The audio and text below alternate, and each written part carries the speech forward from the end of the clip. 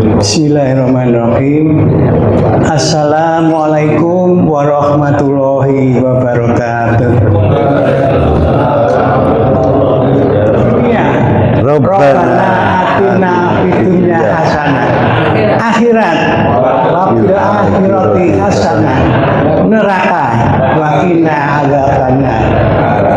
Alhamdulillahirrahmanirrahim. Wassalatu wassalamu ala asyrofil anbiya'i wal mursalin wa ala alihi wa sahbihi ajmain. Asyhadu an la ilaha illallah wahdahu la syarikalah wa asyhadu anna Muhammadan abduhu wa rasuluh. Allahumma sholli ala Muhammad wa ala ali Muhammad kama sholaita ala Ibrahim wa ala ali Ibrahim innaka Hamidum Majid. Rabbi shrah li sadri wa yassir li amri wahlul 'uqdatam min lisani yafqahu qawli. Ibu-ibu, bapak-bapak, hadirin jamaah salat subuh Masjid Baitul Syukur yang insya Allah dirahmati Allah Subhanahu wa taala. Marilah yang pertama dan yang utama kita selalu bersyukur pada Allah Subhanahu wa taala, minimal dengan mengucapkan tahmid alhamdulillahirabbil alamin. Sholawat dan salam selalu kita curahkan kepada junjungan kita Nabi besar, Nabi Agung Muhammad Sallallahu Alaihi Wasallam beserta keluarga, sahabat-sahabat dan pada pengikut-pengikutnya sampai saat ini, insya Allah mendapatkan syafaat di hari kiamat kelak. Amin ya robbal alamin. Ibu-ibu, bapak-bapak yang berbahagia, seperti biasa Masjid Baitul Syukur setiap Jumat menyelenggarakan kajian ibadah subuh. Tetapi untuk mengenang Ustadz kita, marilah kita berdoa. Allahumma firlahu warhamhu wa'ifa'u anhu. Allahumma la tahrimna ajrahu wa la tahtina ba'dahu waghfir lana wa lahu. Amin ya rabbal alamin. Pada pagi hari ini, insya Allah kajian ibadah subuh akan disampaikan oleh beliau Ustadz Profesor Dr. Bambang Sumarjoko, MPD. Untuk itu, sebelum kita mulai acara pada pagi hari ini, marilah kita awali bersama dengan membaca basmalah. Bismillahirrahmanirrahim. Dan yang terakhir, insya Allah nanti akan sarapan bersama yang telah disediakan oleh jamaah Masjid Baitul Syukur. Semoga mereka selalu mendapatkan rezeki yang barokah dan melimpah, serta diberi kesehatan yang prima untuk dapat selalu istiqomah dalam menjalankan perintah-perintah Allah. Pada yang terhormat beliau Ustadz Profesor Bambang Sumarjoko, kami persilahkan. Assalamualaikum warahmatullahi wabarakatuh. Waalaikumsalam warahmatullahi wabarakatuh. Alhamdulillahirabbil alamin wa bihi nasta'inu ala umuri dunya waddin. Wassalatu wassalamu ala asyrofil anbiya'i wal mursalin wa ala alihi wa sahbihi ajmain. Asyhadu an la ilaha illallah wa asyhadu anna Muhammadar Rasulullah. Allahumma sholli ala Muhammad wa ala ali Muhammad kama baraktu. Wa qala ta'ala fi kitabil karim a'udzu billahi minasyaitonir rajim. Wa may yashkur fa inna ma yashkuru li nafsihi wa man kafara fa inna Allaha ghaniyyun hamid. Ibu-ibu, bapak, sesepuh jamaah Masjid Baitul Syukur rahimakumullah. Tentu yang pertama monggo kita tansah munjahaken syukur datang Allah Subhanahu wa taala. Alhamdulillahirabbil alamin, karena hanya atas nikmat Allah, nikmat apapun juga ya, Bapak Ibu kita semuanya ya bisa diparingi sehat dan bisa menjalankan ibadah sholat subuh dan dilanjutkan dengan apa ya, dalam rangka tawassul bil haq, tawassul bis sabr ini saling mengingatkan sharing pengalaman, ya. Ini menambah mengingatkan kita semuanya, dan juga bisa jadi juga menambah pengetahuan kita, sekaligus juga menambah rasa kesyukuran kita kepada Allah Subhanahu wa Ta'ala. Bapak Ibu, dikisahkan bahwa sebagaimana yang saya singgung 3 minggu yang lalu, ini kan setelah Ustadz Furqan Sido kan yang isi Kiai Dahlan itu kan menjelaskan tentang al-mu'minun, ya. Masih ingat Bapak dan Ibu, ada berapa orang yang untung itu? Ada berapa? Ini pretest ini. Ada 7. Nah, masih ingat ya? Yang sholatnya bagus, ya. Apalagi Bapak Ibu? Wah, lali ternyata Pak Dahlan, pelajaran Pak Dahlan ini. Yang tidak menyia-nyiakan, jadi artinya berbuat yang sia-sia. Yang ketiga, lupa. Yang mengamalkan, beramal, ya. Kemudian yang menjaga kemaluannya, ya gitu ya. Kemudian yang kelima, memberi amanah. Kalau diberi amanah itu melaksanakan dengan baik, dan juga janji. Nah, kalau berjanji juga ditepati, dan juga selalu menjaga waktu sholatnya. Nah, itu gampang itu, ingat-ingat ya. Saya belum hafal persis ayatnya, hanya depan-depan, tapi minimal 7, dan itu kemudian diundil-undil atau di garis bawah oleh Pak Haji Spardiono, ya Pak. Gampang, itu gampang sing eling-eling gitu katanya gitu. Ya. Nah, saya hari ini matur tidak seperti itu Pak, Bapak dan Ibu, masih ngalor ngidul ya. Intinya pun menopo, mari saya mengajak Bapak dan Ibu, monggo kita ini juga tidak memikirkan diri kita sendiri, tapi juga memikirkan jauh di masa depan, ya. Hidup kita tidak hanya untuk diri kita, tapi hidup kita ini juga akan dilanjutkan oleh anak cucu kita. Nah, gitu. Kita ini kan nun sewu, sekarang ini bisa menikmati kehidupan dunia ini kan karena pendahulu, ya. Kalau para founding fathers kita tidak memproklamasikan kemerdekaan Indonesia, belum tentu kita memperingati 17 Agustus kan gitu. Nah, jadi kita ini bersyukur sesepuh kita, pendahulu kita ini telah membentuk atau mendirikan negara Republik Indonesia, dan kita bisa menikmati kemerdekaan itu. Nah, sekarang tugas kita mestinya tidak hanya sekedar selesai ya untuk diri kita sendiri, tapi kita juga kalau bisa menisaged Bapak Ibu, kita juga memikirkan untuk anak cucu kita. Dikisahkan bahwa seorang kiai sepuh, ya, sampun sepuh di Persia sana, ya. Mengapa beliau sepuh masih menanam pohon padahal tidak akan menikmati pohon itu, gitu, buah pohon itu? Nah, karena beliau bilang bahwa ya semua ini kan untuk masa depannya. Kan kita ini kan menikmati apa yang dihasilkan para pendahulu, dan kita pun juga harus memikirkan masa depan.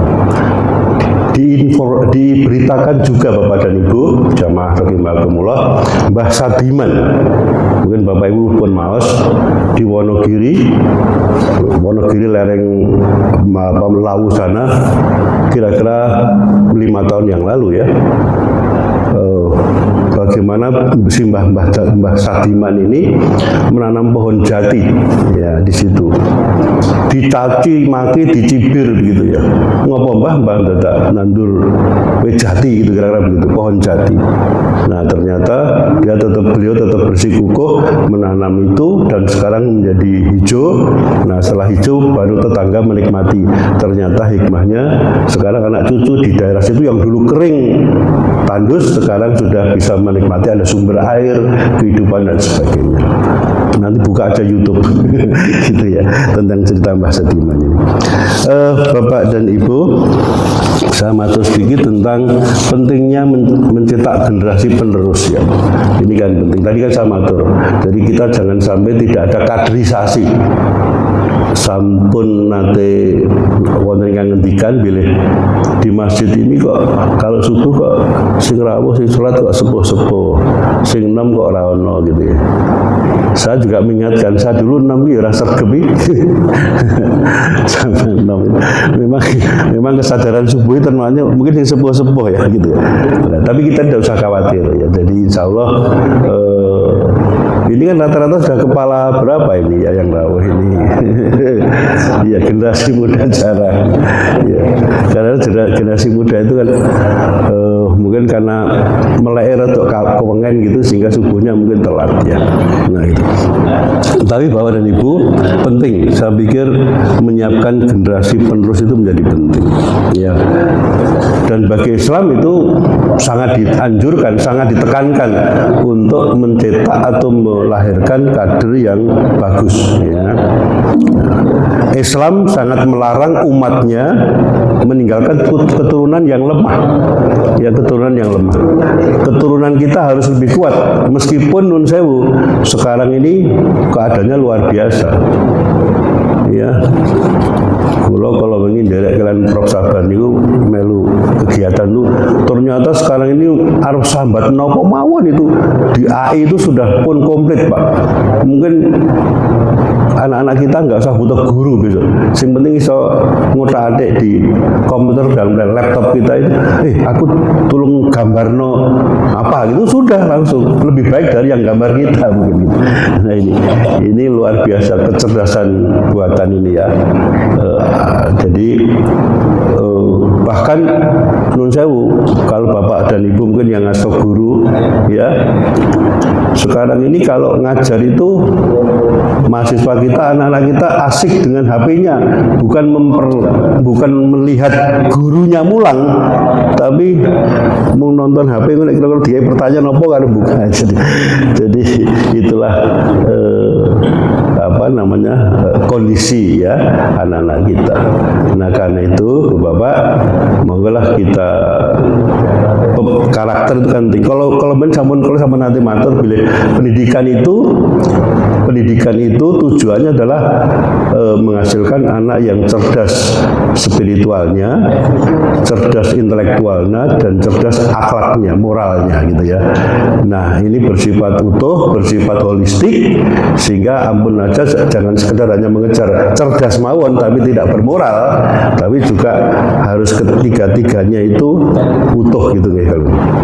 Nah Bapak dan Ibu jamaah rahimakumullah, di dalam surat At-Tahrim ayatnya 6 ya disebutkan di sana, a'udzubillahi minasyaitonirrajim, ya ayyuhalladzina amanu qu anfusakum wa ahlikum naro wa quduhan nas wal hijaratun alaiha malaikah ila awali wal akhiri. Hai orang-orang yang beriman, peliharalah dirimu dan keluargamu dari api neraka yang bahan bakarnya adalah manusia dan batu. Hai orang-orang yang beriman, sekali lagi ya, kita semua kan orang beriman ini, peliharalah dirimu. Nah ini Bapak Ibu, ada dua loh ya, peliharalah dirimu dan keluargamu. Nah ini kan, berarti aja mau ngawet dewe. Kita kan punya keluarga, ada pasangan kita, ada anak-anak kita, bisa jadi ada cucu kita. Nah itu, peliharalah keluargamu dari api neraka yang bahan bakarnya itu adalah manusia dan batu. Lah monggolah Bapak Ibu ini mengingatkan kita At-Tahrim ayatnya 6. Jadi maka ya benar juga kadang-kadang kita mengingatkan pasangan kita, misalnya saya Bu, sholat maghrib apa durung, ya itu penting juga ya. Ya, punya cucu, punya anak, ya Mas, sholat durung. Nah ini saya pikir juga penting. Karena kita itu kalau nggak diingatkan ya sok lali, sok males gitu ya. Nah enggak ya syukur lebih baik itu ya diajak berjamaah. Ya itu, meskipun di rumah. Meskipun di rumah. Ayo Bu berjamaah, kan 17 luwih HP tinimbang siji gitu ya gitu. Jadi misalnya ini juga di samping apa ya, menjalin komunikasi dengan pasangan juga bisa juga apa namanya menjaga ini ya. Ini penting saya pikir. Mungkin bagi bapak ibu yang masih komplit ada anak ada cucu mungkin rame. Kami ini tinggal berdua Pak Mul, sehingga ya mau tidak mau harus rukun dengan pasangannya ya. Nah, gitu. Itulah ngajak-ajakan untuk sholat. Jadi tidak hanya diri kita bapak ibu ini, tapi bagaimana keluarga kita ini, ya keluarga kita ini juga diajak untuk punya iman yang baik. Tidak hanya percaya kepada Allah, tidak hanya percaya kepada hari akhir, kitab Allah, malaikat, tapi juga sholatnya bagus, ya, ibadahnya bagus. Ya. Ini kan barang mahal sekarang ini ya. Ya. Kemudian Bapak Ibu di dalam surat An-Nisa ayatnya 9, ya. Di sana disebutkan a'udzubillahi minasyaitonirrajim wal yahsalladina lau taraku min qalfihim dzurriatan dingafa ila wali wal akhiri. Dan hendaklah takut kepada Allah orang-orang yang seandainya meninggalkan di belakang mereka itu anak-anak yang lemah, ya, yang mereka khawatir terhadap kesejahteraan mereka. Nah ini, dan Bapak Ibu jamaah rahimakumullah, marilah ini kita pahami betul. Jadi kita ini mestinya takut ya, khawatir ya, kalau kita ini meninggalkan generasi atau orang-orang yang lemah, ya lemah semuanya ya, baik ke tingkat ke penguasaan ilmu pengetahuannya, ya, kesejahteraannya, ya, keterampilannya dan sebagainya, ya, harus kuat, ya, harus kuat. Tadi malam saya mendengarkan YouTube-nya Kiai Dasar Latif di depannya Pak Yusuf Kala itu ya. Beliau juga menekankan ya pentingnya menghasilkan atau mencetak atau mengkader ya anak-anak kita itu supaya bagus gitu ya, supaya lebih bagus dari kita gitu ya. Nah, orang tua yang berhasil, guru yang berhasil, mestinya guru yang bisa mengantarkan anak didiknya itu lebih baik, bukan malah, waduh, kok muridku pinter kalau aku, wah semi, betul ya. Jadi kita harus berbangga kalau kita punya murid, punya anak didik itu lebih baik dari kita, karena ilmu yang kita berikan itu tidak akan pernah habis, ya, dan kita juga tidak akan berkurang begitu. Oke. Itu surat An-Nisa Bapak Ibu. Di dalam hadis Muslim disebutkan, artinya Rasulullah SAW bersabda, mukmin yang kuat lebih baik dan lebih dicintai Allah daripada mukmin yang lemah. Monggolah Bapak Ibu, kita harus kuat ya. Kita harus kuat, kita harus sehat. Ya, sehat lahir batin, betul mung sehat lahir tok, sehat lahir batin. Bagaimana menjaga kesehatan lahir dan batin? Saya pikir Bapak Ibu sampun pono ing pamawas ya. Nah, bapak-bapak ini sebagian begitu sholat selesai jalan sehat, jalan. Informasinya 3.000 langkah gitu Prof. Sabar. Nah 3.000 langkah itu udah bagus tiap hari. Nek mboten nggih, kula nu ngitung saka omah kula tekan masjid niku 200. Nah, berarti nek nyang mulih 400. Nek ping 5 berarti 1000 langkah. Nek 5, nek sergap 5 kali sehari sergap salat. Nah ini jalan. Tapi kadang-kadang nek awan iki sok panas, dadak ngetutokke pit motor gitu. Padahal jadi cerdak gitu. Nah, itulah sehat itu kita ketemu di sini ini kalau pengajian ini didasari gembira, sehat kan enak Bapak Ibu. Wah, apa Bambang iki sapa gitu. Wah, repot itu ya kalau gitu. Tapi kalau kita landasi bismillah ini thalabul ilmi atau juga sebagai apa? Ibadah kita kepada Allah, saya pikir enggak ada masalah. Senang mawon. Monggo suguhane apapun ya kita nikmati. Ya, gitu ya. Inilah kula niki ini cerita sedikit nih ya. Saya itu Bapak dan Ibu mulai mengabdi di UMS itu sudah 42 tahun. Wah, suwe banget ini. Tahun 85 gitu. Sampai sekarang Pak Mul. Iya. Dulu nggak bisa ngaji, sekarang udah bisa ngaji gitu ya. Gitu ya. Alhamdulillah ya. Dulu nggak berani khutbah. Ini kan bagian dari proses pendidikan yang panjang ya, yang panjang. Jadi dulu tahun 85 UMS belum sebesar ini dan tempat ini ya juga belum sehebat ini. Karena tahun 85 sini masih persawahan. Ya, saya masuk sini kok di sawah ini gitu ya. Nah, yang ada rumahnya itu tahun 85 itu rumahnya Pak Bambang Suryadi dan Pak Pri itu ya, Cikal Bakal itu. Ya, saya tahunya situ karena perapatan itu ke sana itu masih setapak gitu ya. Tapi sekarang luar biasa, rame. Nah, itulah Bapak dan Ibu, pentingnya kita menjadi orang yang kuat ya.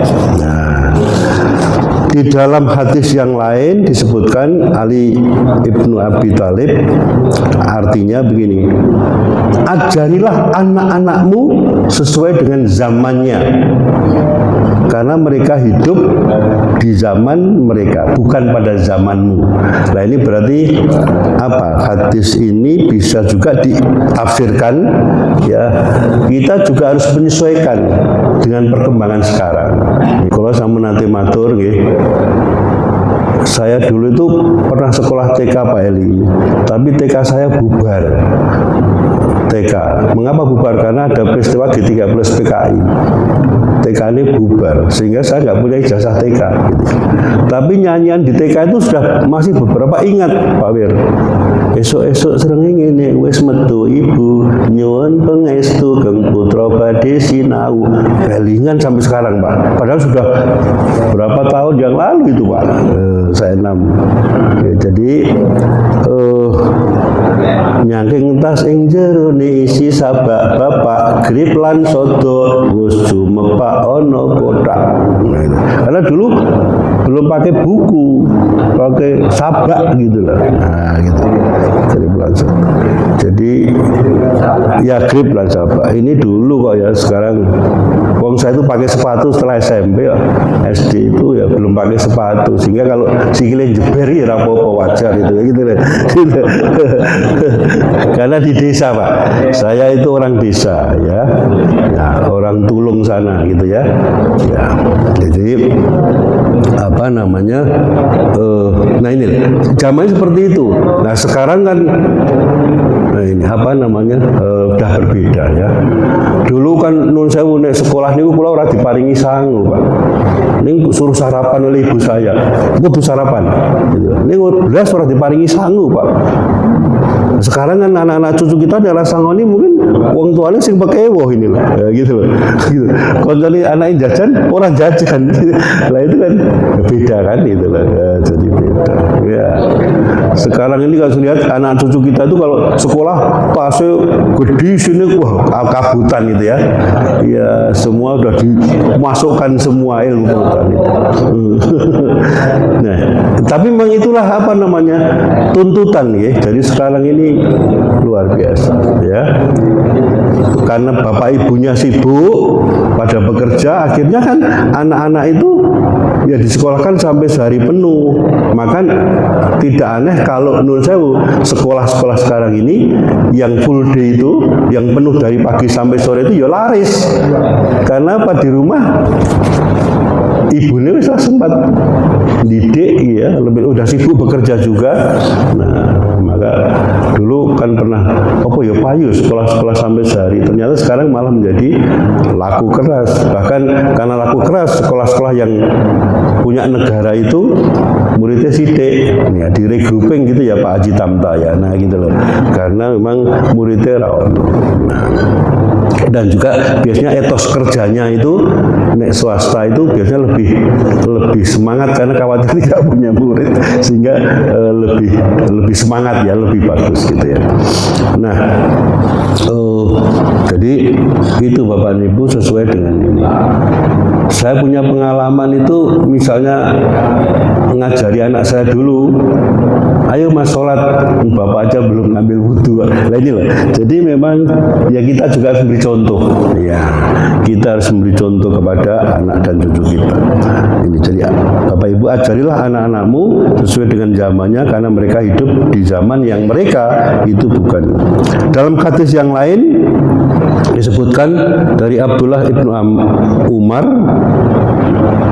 disebutkan, didiklah anakmu karena sesungguhnya engkau akan dimintai pertanggungjawaban mengenai pendidikan dan pengajaran yang telah engkau berikan kepadanya. Ibu bapak, hadis ini mengingatkan kepada kita akan dimintai pertanggungjawaban terhadap apa yang kita lakukan bagi anak dan cucu kita, keluarga kita. Ya, karena itu monggo bagaimana kita ini mengarahkan anak kita. Dan saya ingat semalam itu sing iso membantu kita kalau sudah meninggal itu kan tinggal anak gitu ya, tinggal anak, doa anak gitu ya, di samping tentu ilmu yang bermanfaat ya, dan amal yang mengalir terus, amal jariah yang mengalir terus. Tapi kan anak ini penting, karena itu kalau kita berupaya agar supaya anak kita itu kita didik, kita arahkan dengan sebaik-baiknya ya, agar supaya nanti kalau ditanya, hei, kowe ndek duwe anak, kira-kira anakmu mbok ajari opo gitu kan itu. Ya tentu harus kita tegas bahwa kita sudah mendidik, mengarahkan yang baik. Kok dididik diarahkan kok tetap ora dalan, ora apik, lain permasalahan kan. Dan kita ini kan hanya ikhtiar, berusaha. Kok akhirnya kok tetap nakal, ya sudah. Ya akhirnya kita sebut takdirnya yang ngono kuwi. Nah gitu ya. Kita hanya berdoa kepada Allah, moga-moga beliau anak-anak kita itu sing nakal mau diparingi hidayah kan begitu. Nah gitu ya. Bapak dan Ibu rahimakumullah, pun dul daring Pak? Belum ya? Pak Mul? Pun suruh ya? Gue diingatkan ya. Bali wis entek Pak. Oke. Dasar utama mencetak generasi penerus itu apa Bapak dan Ibu? Dasar utama yang melandasi kita agar supaya kita punya generasi penerus yang bagus itu adalah menjaga dari keburukan. Ya, karena tadi kan anak itu orang itu punya potensi, sama potensinya.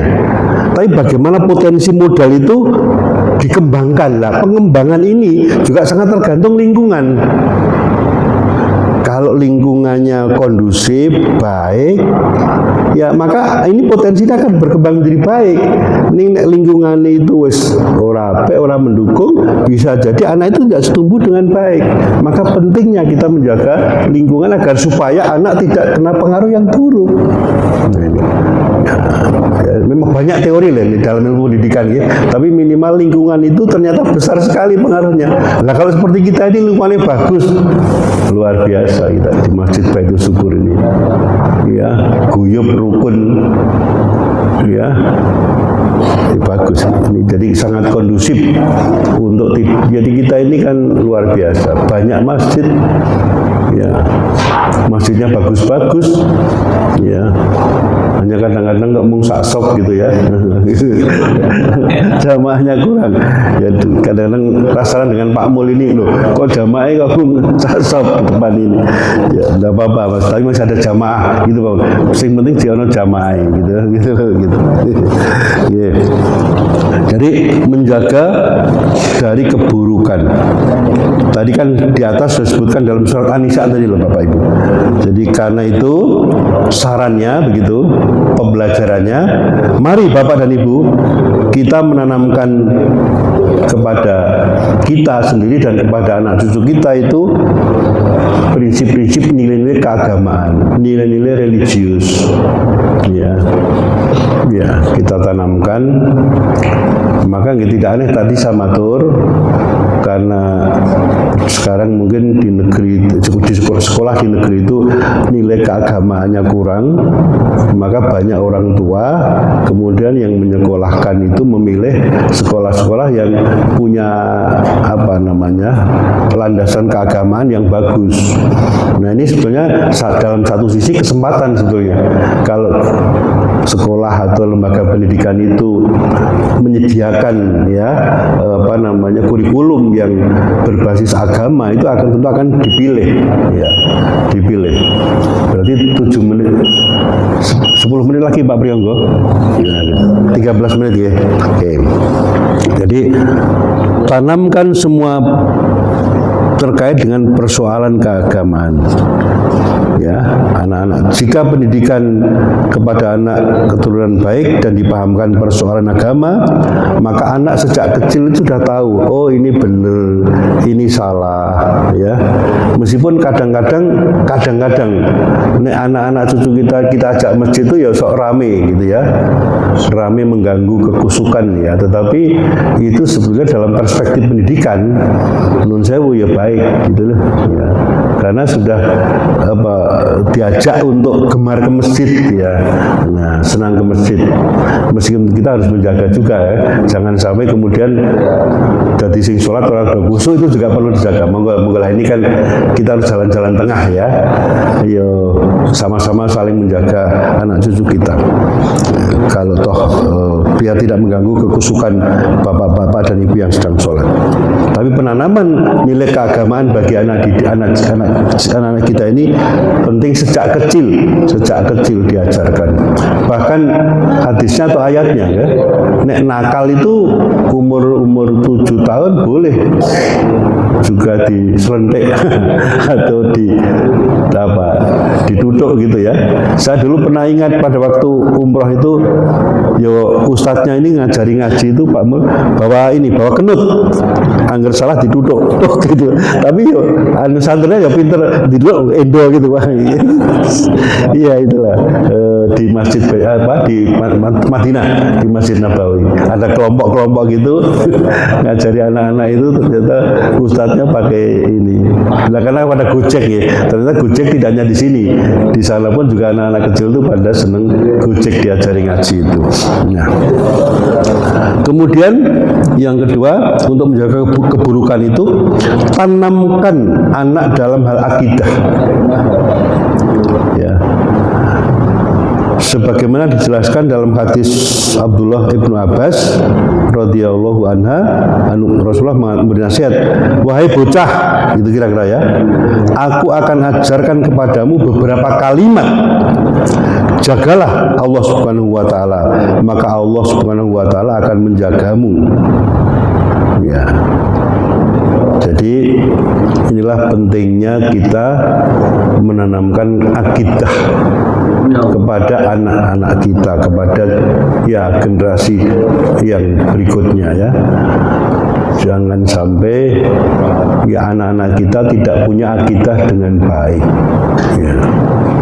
Maka sekarang ini kalau saya lihat pembelajaran buku-buku teks atau kurikulum dan buku teks, saya ini karena sering melihat bukunya cucu saya, wis diajari bangsane tadi nih percaya pada Gusti Allah itu, buku-buku itu. Jadi sejak TK itu wis diajari yakin terhadap ini, bagus ini Bang. Ya. Bagaimana dia mulai menyadari bahwa kita ini diciptakan oleh Allah. Nah, kita harus, tugas kita itu kan ada dua nih Bapak ya, sebagai Abdullah dan sebagai Khalifah fil ard. Bagaimana kita ini, posisi kita, peran kita ini, satu sisi kita sebagai Abdullah yang mau tidak mau kudu tunduk sami'na wa ta'na terhadap apa yang diperintahkan gitu ya. Ini sebagai Abdullah. Tapi sisi lain kita juga si Khalifah fil ard yang harus mengelola alam semesta raya ini sedemikian rupa ini ya, agar supaya bermanfaat, berguna bagi kemakmuran kita bersama. Nah ini tugas dua ini saya pikir penting, tidak hanya kemudian aku tak Samina apa, aku tak Abdullah ya, nanti baru Khalifah Filat. Saya pikir ini dua-duanya ini apa? Ya bareng-bareng gitu ya. Nek paman saya loh ya, pada waktu kita sholat itu sebenarnya juga ya sebagai ada unsur khalifah filatnya gitu. Artinya orang kok pas sholat orang mikir dunia, atau pada waktu kita bekerja di dunia orang mikir ibadah. Jadi kalau kita niati Bismillahirrahmanirrahim Allah, jadi artinya kita ini bekerja juga dalam rangka mencari ridho Allah, ya itulah sebenarnya ibadah. Ya gitu loh. Tidak kemudian bekerja itu dianggap orang ibadah gitu ya. Ya, jadi 24 jam itu kan kita ini sebenarnya kan ibadah mencari ridho Allah Subhanahu wa taala. Ya, maka pada waktu kita berpikir tadi jangka panjang itu, misalnya kita sedang membangun apa, membangun gedung, membangun rumah, atau mengajar kepada anak didik kita, ya harusnya berpikir tidak hanya untuk sekarang, tapi juga agar supaya ini ada nilai ibadah kita. Ya. Jadi itulah Bapak Ibu. Yang berikutnya, nah ini dalam hal mendidik kepada anak cucu kita, kepada keluarga itu, generasi penerus itu hendaknya lembut, ya, lembut atau persuasif dalam bahasa pendidikan. Ya. Rasulullah SAW bersabda dari Aisyah istri Nabi SAW, mengatakan bahwa semoga Allah meridhoi beliau, berkata sesungguhnya Allah mencintai kelembutan dalam segala hal. Nah, artinya Bapak dan Ibu, memang ada teori pendidikan mendidik secara keras itu boleh, diduduk itu boleh, ya itu teori apa drilling itu ya. Seperti tentara itu kan salah tembak iso, nah tapi yang baik juga itu secara persuasif, secara pelan-pelan, secara berkesadaran. Ya, kulo niku pernah dikirim di Australia itu kursus bahasa Inggris. Ngerti aku passing salah, kulo ora diseneni kok. Tetap dilem kok, you are good. Ini terus ditunjuk ke salahmu gitu Pak, lupa salah kabeh, gitu ya. Jadi tidak kok, ya cubit boten, Anda bodoh tidak, ya. Tapi kamu bagus sudah berusaha, tapi ini loh yang perlu diperbaiki itu. Nah kita kan kadang-kadang guru nih nggak sadar ya Pak Tamto, kok blok, wah lain nggak boleh kan gitu loh. Dasarnya apa? Ya. Jadi kadang-kadang ini ya. Tapi ya namanya orang nggak usah emosi ini muncul ya wajar ya. Ini aja terus-terusan lah gitu loh. Aja terus-terusan emosi itu. Jadi lemah lembut. Kemarin kan sudah disampaikan oleh Pak Kiai Dahlan ya. Ada dalam perspektif pendidikan loh. Dalam perspektif pendidikan, bar salat donga banter yuk. Nggih. Bar salat donga banter yuk ana apike. Tadi kan napi kan, tapi aja menjadi wajib gitu loh. Nek pas sholat kudu ndongane nu sewu kok saya banter-banter. Aja banter-banter jadi gitu ya. Karena kadang-kadang kita juga belajar itu. Nah, maka tergantung perspektif kita ya. Nah, kalau memang itu bermanfaat, mengapa tidak? Ya. Tapi kalau itu menjadi sesuatu yang memang nek orang ngono ki salah lah, itu mungkin ya karena semua kan punya dasar gitu. Nah gitu. Ya nggak boleh gitu. Nah, semua kan punya dasar. Bagaimana kita bisa menjaga saja lah, menjaga kita ini bagus. Ya. Saya mungkin nunggu Pak Adi, Pak Mulyadi ya. Ada baiknya Pak Mul ini kalau sholat sunnah itu lama sebelum berakhirnya itu menjelang tutut gitu ya. Ya ada baiknya itu. Daripada kemudian rampung harap terus gojek, kan belum masih sholat sunat maksud saya gitu. Nah itu, saya mengambil hikmahnya seperti itu. Jadi melihat sisi positifnya, melihat sisi negatifnya ya kok suwe bener Pak Mul sholat sunat sholatnya apa? Doanya panjang, bacanya panjang, gitu. Jadi bagaimana Bapak Ibu kita melihat sesuatu itu dari perspektif yang positif, gitu. Sehingga nek positif itu menjadi energi kita untuk berpositif thinking, gitu, berpikir positif. Nek wis didasari anyel gitu ya apa-apa dipandang elek gitu. Nah, makanya gitu monggo lah. Kelebutan saya pikir penting. Kasih sayang. Kadang-kadang kalau kita ini dipuk-puk oleh orang tua kita aja senengnya luar biasa. Saya itu kalau dipuk-puk guru saya aja seneng. Nah, itulah. Ini aku menyapa kok orang dicopo toh. Assalamualaikum. Meneng wae apa toh? Wah, salahku apa toh? Nah, gitu ya. Kan nyari-nyari salahku apa? Aku didosa apa ya? Ora gelem tak jawab. Diambil hikmahnya aja. Mungkin pas ora krungu gitu aja. Itu aja. Ini dipikir banget kan. Iya, terus kemudian kita nggak mau berbuat apa, gelo kan Pak, stres kan, rasa dipikir. Kita itu wis penting berbuat bagus kok di sana tidak respon, ya sudah. Tapi kita niat baik. Maka kita bersyukur bahwa ya kita itu tidak punya musuh ya. Nah inilah, karena tidak punya musuh. Ya dicacat ya sepen wae gitu ya. Dan wong urip kok gitu. Wong urip itu elek ya dirasani apa ya dirasani kok gitu ya. Yang penting berbuat bagaimana sebaik-baiknya ya. Berikutnya Bapak Ibu untuk mengurangi keburukan, pun Pak Bri, selalu memotivasi anak dan memberi hukuman sebagai peringatan. Boleh tadi kan saya matur ya, dimotivasi, didorong, dibang-bang. Kamu itu besok bisa, nah itu penting ini ya. Anak-anak kita, keluarga kita, generasi penerus kita itu diberikan semacam ya stimulan agar supaya semangat. Saya sering begini, saya sering bimbing mahasiswa itu, piye Mas, wis tekan ngendi gitu. Waduh, kadang-kadang diingatkan terus juga itu risih kan juga. Tapi ini kan mengingatkan, memotivasi, ayo, KW iso kok, kamu juga harus bisa, gitu loh. Iya gitu. Nah, ini penting memotivasi ini ya. Karena kadang-kadang motivasi itu Bapak Ibu, sok ya naik, sok turun gitu. Ya, sok naik turun, sok hilang barang motivasi itu. Maka kemudian dihadirkan agar supaya dia itu termotivasi. Ya. Sholat itu juga begitu, sholat berjamaah di masjid itu kalau tidak ini hilang juga. Tapi kadang-kadang saya melihat Nun Sewu di sini tuh kan bapak-bapak sing sepuh-sepuh sergepil luar biasa. Pak Haji Mulyadi, Pak Haji Joko Surono itu wah luar biasa ya. Nah, Pak Haji Pak Priyonggo ya. Pak Priyadi, Supriyadi itu hebat itu. Nah, masa terus ini kan memotivasi. Aku ya tak melu gitu ya. Nah, gitu. Ya. Jadi selama kita masih diberikan nikmat sehat tadi loh, kita harus berupaya ke situ. Ya, kemarin saya melihat WA itu, Kiai Sepuh Wutowe direwangi gondelan tali ya itu ke masjid usaha anaknya lagi ngeterke tapi masih saja jalan gitu ya.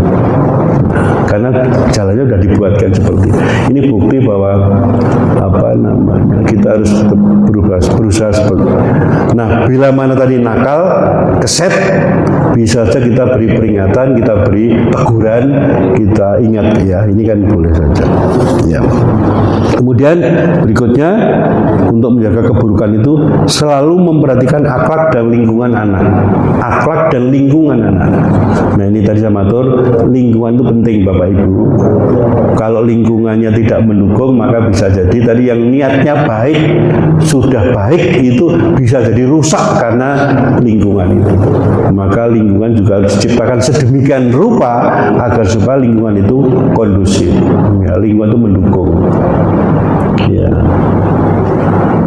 Nah ini penting, pemimpin kita juga bisa begitu, antara kata dan perbuatan perbuatan mestinya juga harus sama. Ya. Tapi kalau antara kata dan perbuatan tidak sama itu juga sangat mengganggu. Walah, gue ngendikane ngono nih kok perbuatannya ngono, repot lagi. Ini juga, ini karena juga sekarang dengan media sosial hal-hal seperti itu akan dapat cepat ditangkap oleh anak-anak dan generasi kita. Otomatis dia akan meniru-niru para pendahulunya. Ya. Yang terakhir, Bapak dan Ibu, banyak tapi ini terakhir karena waktunya sudah mepet ya. Selalu mendoakan, nah ini penting, selalu mendoakan anak-anak kita menjadi anak yang soleh dan solehah. Meskipun kita ini menurut saya wis dadi piye sepuh, ya wis ndek putu, wis ndek cicit, tetap kita doakan kepada Allah Subhanahu wa taala ya, agar supaya anak cucu kita ini ya tetap menjadi anak yang soleh dan solehah. Ya Rabbi habli minas sholihin. Jadi kita doakan. Jadi kalau anak-anak kita, generasi keturunan kita jadi anak yang soleh solehah, itulah tabungan kita kalau kita besok dipanggil oleh Allah Subhanahu wa taala. Selalu mendoakan. Ya. Saya masih berusaha mendoakan kedua orang tua saya, baik kedua orang tua kandung maupun kedua orang tua yang sudah meninggal, mertua. Ya, mertua. Ya, karena sudah memberi istri saya. Gitu ya. Ini kan harus kita doakan terus menerus. Ya. Tidak harus tilik kuburan. Tilik kuburan apa nggak boleh? Boleh saja tilik kuburan. Ya, yang penting kan tidak minta-minta. Mendoakan kan mengingatkan ya, mengingatkan ini loh. Kadang-kadang saya ajak anak-anak saya, bapak dan ibu, ini loh kuburannya mbahmu, eyangmu di sini. Nah, kita semua juga besok akhirnya seperti ini. Ya biar dia juga hati-hati. Saya pikir itu ibu bapak yang bisa saya sampaikan. Mohon maaf. Jadi intinya ini masalah bagaimana apa ya tadi mempersiapkan generasi kita ini agar supaya bagus, supaya lebih bagus dari kita. Nah, kita ini juga tidak hidup sekarang saja, tapi juga kita harus mewariskan sesuatu kepada anak cucu kita agar supaya kehidupan kita itu menjadi lebih baik. Ya, ya kita ini mewarisi juga, maka kita juga harus meninggalkan sesuatu kepada anak cucu kita, dan itulah keberhasilan kita. Maka kalau ke depan kok umat Islam jadi berkurang, itu salah kita, berarti salah yang hidup sekarang itu. Mestinya harus makin banyak, makin berkualitas. Ya, ngaten yang bisa saya sampaikan, lebih kurangnya mohon maaf. Itulah. Moga-moga sedikit ini ada manfaatnya, tidak hanya untuk saya, mungkin juga sedikit banyak untuk bapak dan ibu. Mohon maaf segala kekurangan, matur nuwun, nasrum minallah wa fatun qarib wa basyiril mukminin. Assalamualaikum warahmatullahi wabarakatuh.